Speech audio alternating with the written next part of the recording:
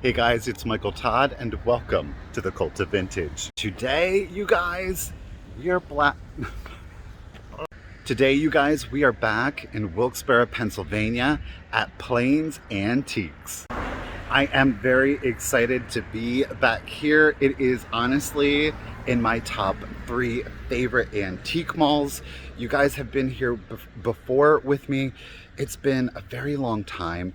I think the last time we were here was in December. Oh my gosh, December, January, February. 7 months ago. It's been way too long. Without further ado, let's go ahead and get inside. Alrighty, guys, let's see what trouble we get into at Plains Antiques, shall we?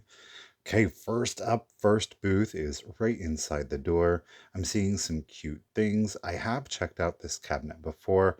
Let me get a closer look, and I'm actually seeing some Halloween or some spooky themed jewelry there. I'm really liking the spider on the web. Yeah, I really like that. Looks like it's only $7. See if we can find anything else. There's the witch on the broom. Look at that. Very costume jewelry, though. I really do like the execution of that spider. Perfect in the purple and orange. We've got some late 1800s, early 1900s little buttons there, much smaller than the ones that you typically see that were mounted on the wall. Just want to check out the rest of the jewelry there. Do you see the black and red enameled witch there? Cute. Don't worry, we're going to come back to that. It was locked. Cute little chalkware. Little Scotty dog lamp here. Ooh, look at this Bonzo dog. I've actually never seen like the toothbrush holder, though it is mounted on the wall. It's really interesting. There's a little hole on the head, so I wonder if you couldn't stick a toothbrush in there, perhaps. Uh, Interesting object, priced for a collector, not for resale, so he's gonna stay there. Just want to scope it all out. I'm going to try to show as much as possible simply because I haven't been here in so long. So just as a quick refresher, and look at that. It's actually working. I had to completely mute the background noise. It's working so well. It was pretty cool to see. A little bit of Pyrex, liking that sunflower pattern there. It's bright and colorful, great for the summer, and I think even into the fall. Wasn't overly enthused by it though. Definitely just want to check it out. Not seeing a whole lot. Oh, I do see the Smurf puzzle, but I do have it, so. Shocker. Nothing in there. Let's go check out over in here. Now, something immediately catches my eye. What is this little oddity? A little doorknob cover on like a Frankenstein? He does glow in the dark. It's cute. It's tacky. It's kitschy. $4. It's ours. And then underneath it, oh my gosh. Now, one of these is dated, I believe it's the tiger that you see back there, is dated 1977. But they were these inflatable animals here. We got an elephant, we have a tiger, we've got the love turtle, not just any old turtle, but a love turtle. And last but not least, we have the sitting cat. Do you not, if you were like a child of the like 70s and 80s, do you remember going to the parades or the fairs or the carnivals and they would have these? That was just the thing to get. So I gladly picked up all those at $7 and $8. Heck yeah, I did. I'm really, really liking this picture here, but at 27.50, it's not where I need it to be. But look at that. I've never seen that pattern before. Little mushy mushrooms there. Cute pattern. Very like 60s, 70s, but just not priced where we need it to be. And of course, the E-Pern here, it is Fentonville Glass. Seem to be finding a lot of these recently. This one's at 120, so that's definitely higher than what I would want it at to get it for resale. Definitely want to check out things a little bit closer here. I am spotting this cookie jar. I think it's super cute. It is just stamped Japan. Really good condition though, I will say that. Kind of lightweight. The paint wear is really good on it. Um, oh, it's actually Brins. Look at that.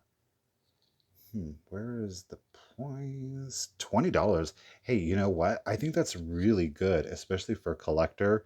I have not done that well with the cookie jars in the past, so while I do think it's actually a good deal, unfortunately, I'm going to have to leave it behind. Again, and that's just my personal experience. There may be a cookie jar reseller out there that deals exclusively in them. They've kind of carved out that niche for it. Some cute little lithograph toys here. That bunny, he's got some personality, that's for sure. Mm, no, not really seeing anything else, so we're going to move on here. Now, we do spot some Weller. This is in their Cameo line. This was late 30s. It's kind of like a precursor to the mid-century.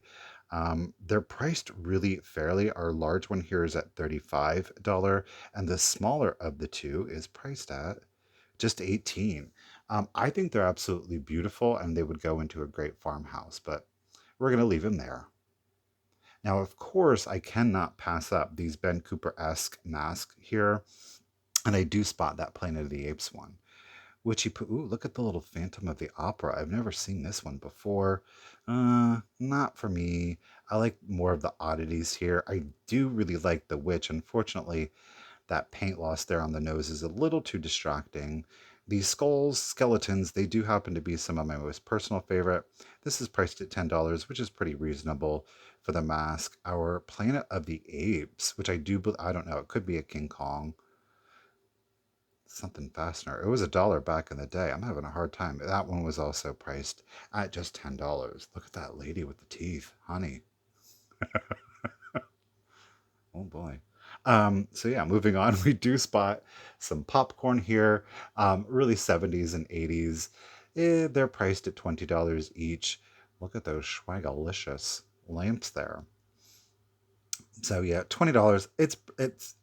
It's a little bit lower actually than what a lot of them go for, um, but not low enough for me to warrant getting them. Witchy Poo here, she's also at 20. So alas, she has to stay hanging there.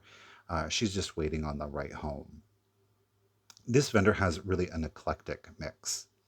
Now, guys, screenshot this. Plains Antiques is in fact on auction. Zip. I am going to price.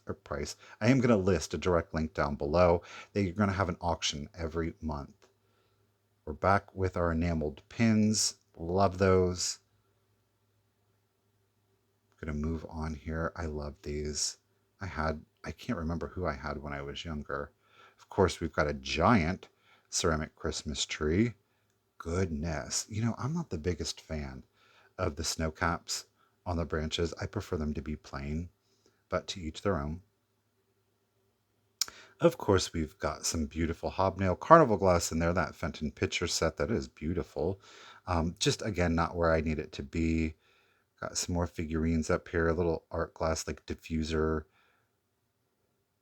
I call them a diffuser. I don't know that's what they actually are.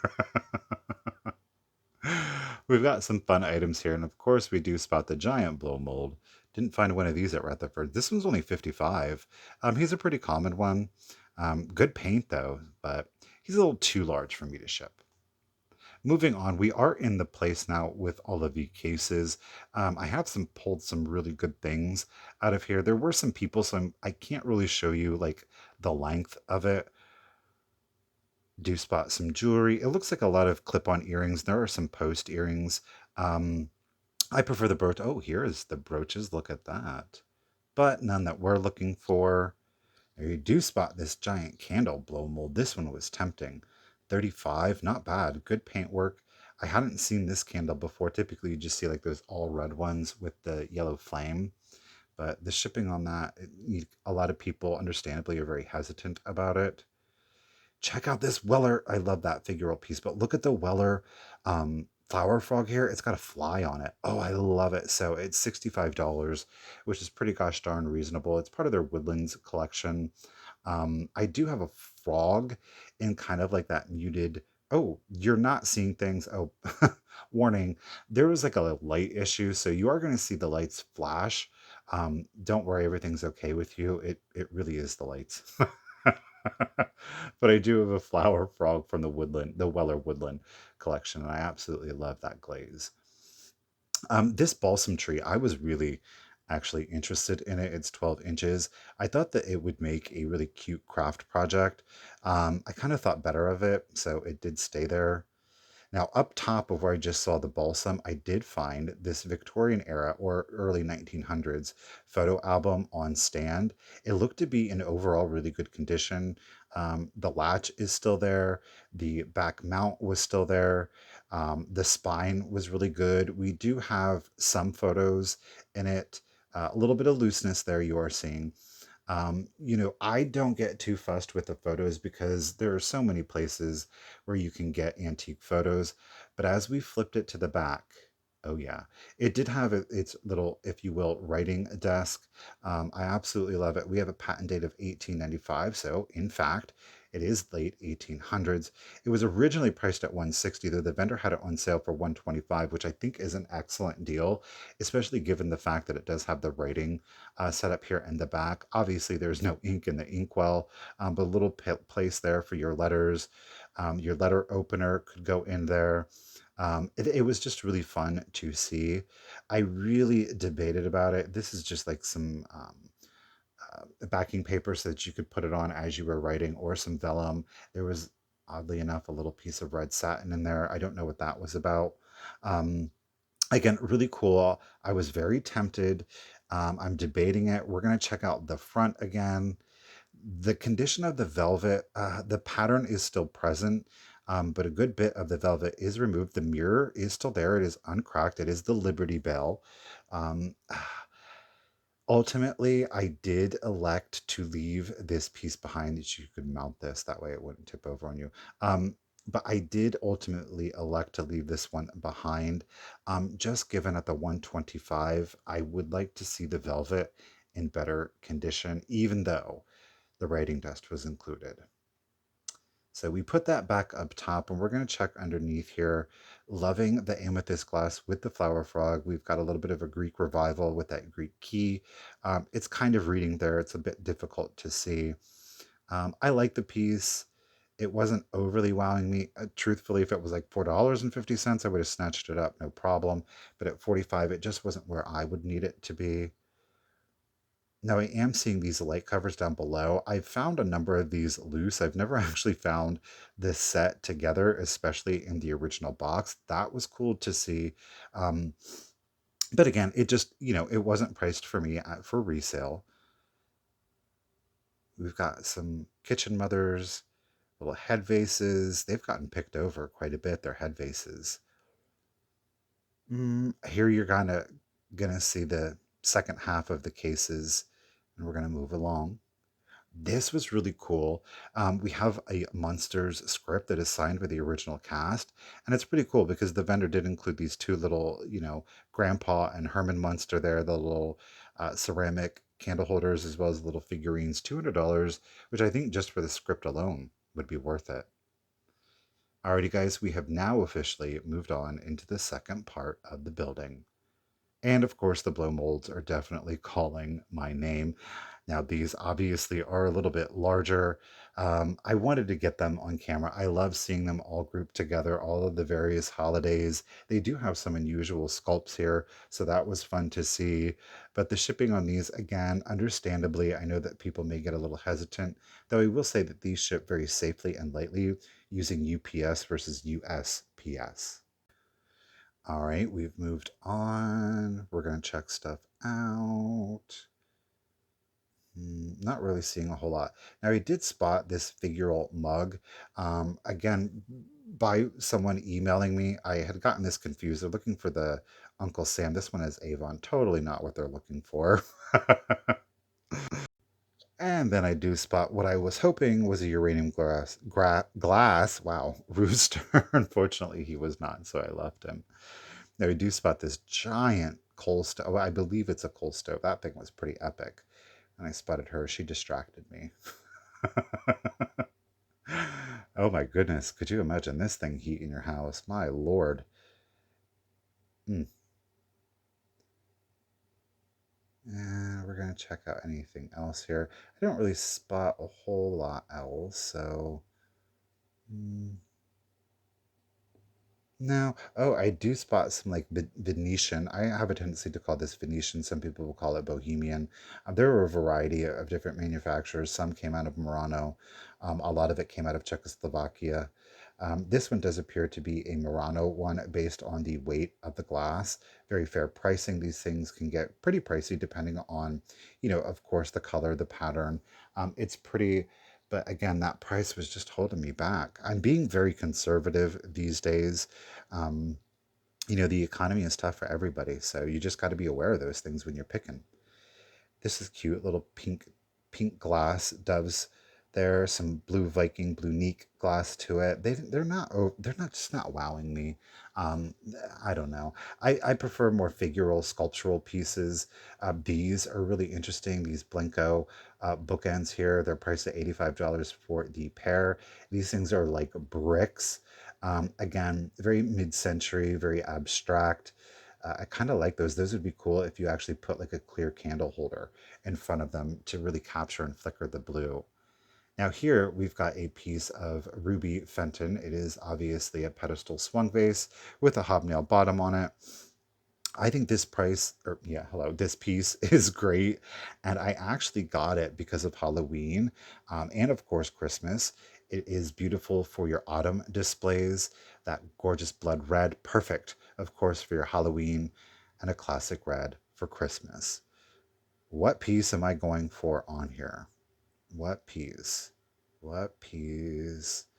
Dogs are cute, but no, I'm going for the jewelry casket. This footed one is really unusual subject matter. Now, a little bit of the silk is still inside. I don't know what's going on with the coin on top. It's very unusual. Again, I love the footed version of this. It's only $10. Does it have some patina? Yeah, it does. But I think that it does add to the character of this piece. We're going to get this piece for sure. Moving along here, not spotting a whole lot. This little froggy here, he is, again, talking about loving the sculptural pieces. Great for your mid-century collector. It is Bombay. It is, I don't know what the stone is, but it is solid stone, and that frog is heavy. It is priced a few dollars below retail, so good for a collector, unfortunately. We're saying that a lot today, just not where we need it to be for resale. And again, as I mentioned briefly, recognizing external factors, things that you can't necessarily control, inflation. People maybe don't have as many discretionary dollars. They're buying it on food, they're buying it on gas. So, vintage and antiques kind of goes by the wayside. So you have to be smart and conscientious as a reseller to really get things for a deal and or to get things that are a deal that are very rare, desirable, collectible, unusual. Those pieces are really going to stand out above all of the others.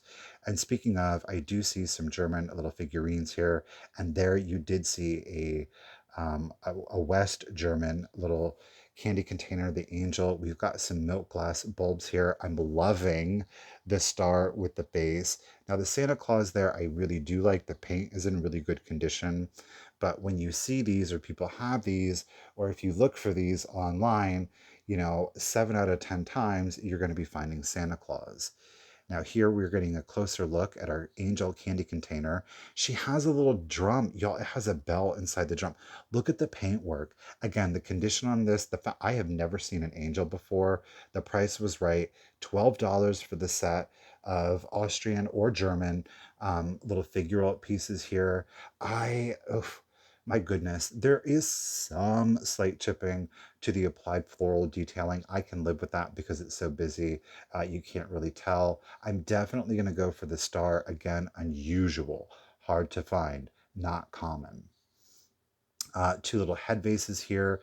Love getting these, but the prices have really skyrocketed. She's really cute. She is a Napco, which is nice. Unfortunately, she's priced at $65, though she does have her earrings and, of course, her pearl necklace. This one I actually preferred over the two. She was priced at $29. I was like, why is she priced at $29? I was like, surely. And then I was like, no, no, everything. No, we're checking out. Really good. Her name is June. I don't know the manufacturer. She's stamped Japan. I'm like, why is it $29? And then I noticed it. She does have one of her petals on her corsage here is broken off. This is not the world's worst thing. I know that a lot of collectors could live with that, but I really wanted her to be in minty condition. Talking about living your mid-century fantasies. This tension rod lamp here with the spun fiberglass shades, 475. I think that is extraordinarily fair, especially given the unusual subject matter. They're very floral or mushroom-like. I mean, this would be amazing. This I thought was absolutely stunning. It is a very simple piece with just a iridescent clear glass effect with the green stem and leaf. It's priced at only $7. I think it is beautiful. I love the simplicity. We're getting that. Alrighty, guys, we are going to head upstairs where there's more. Now, upstairs, you are going to see a lot more furniture pieces, larger pieces, though there are vendors that do have smaller accent or collectible pieces. And of course, that's what we're going to focus on.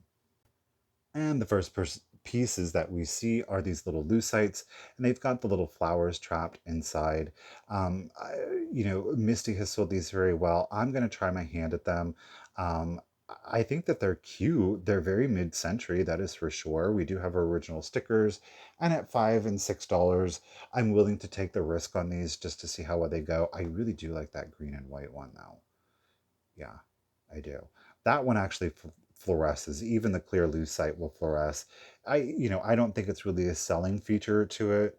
Typically, these aren't going to go into a UV display, but still cool. Mid-century glass here. But again, I want some swung vases. Um, a lot of people, a lot of people have requested these swung vases. They are just so exceptionally hard to find at any reasonable price anymore. So I always am keeping my eye out, especially when I see a vendor that obviously has a flair and a preference to the mid-century looks. She was interesting. She kind of stood out from the mid-century. I've never heard of this manufacturer before. It almost I don't like the paint on it.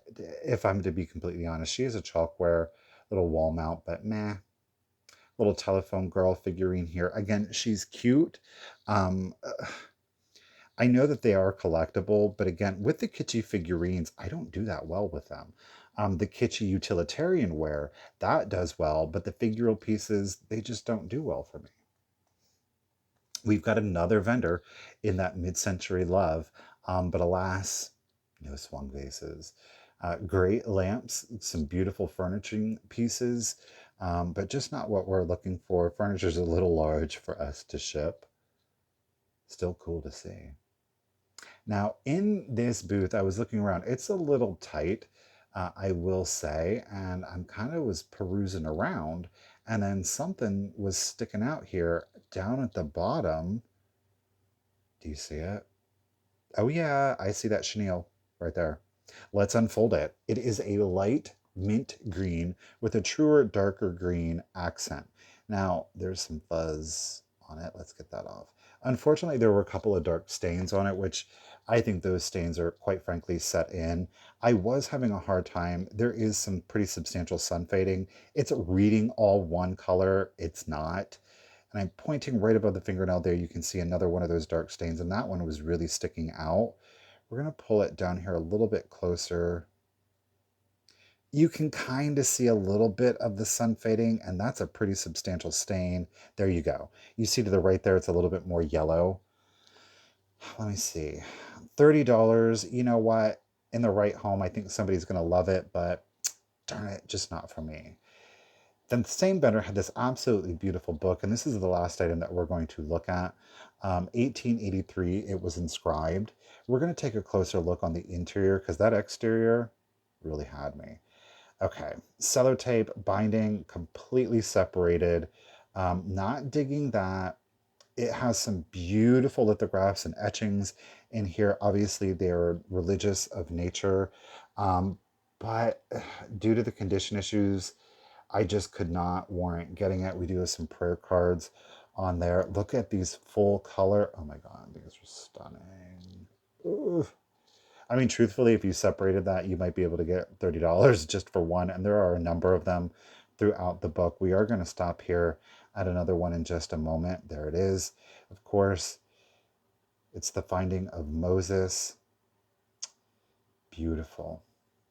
Well, guys, I'm going to leave it here and we're going to wrap it up outdoors. What can I say? I absolutely love it at Plains Antiques. It is always a fun shopping experience. You never know what you're going to find. Absolutely amazing staff and even more amazing owner. Always a pleasure. Very pleasant. I cannot recommend coming here enough, you guys. If you have the opportunity, plan to spend at least 2 to 3 hours here. Keep an eye out for the auctions. I'll make sure to put that link, the direct link, down below. I hope that you guys did enjoy today's video. Don't forget, you can email me. I'll put that right here for you, The.Cult.Of.Vintage at Yahoo. If there is something specific that you are looking for, you'll also find more detailed information in the description down below. And then with that, you guys, until next time, remember, keep it rusty, crusty, and dusty. Bye, guys.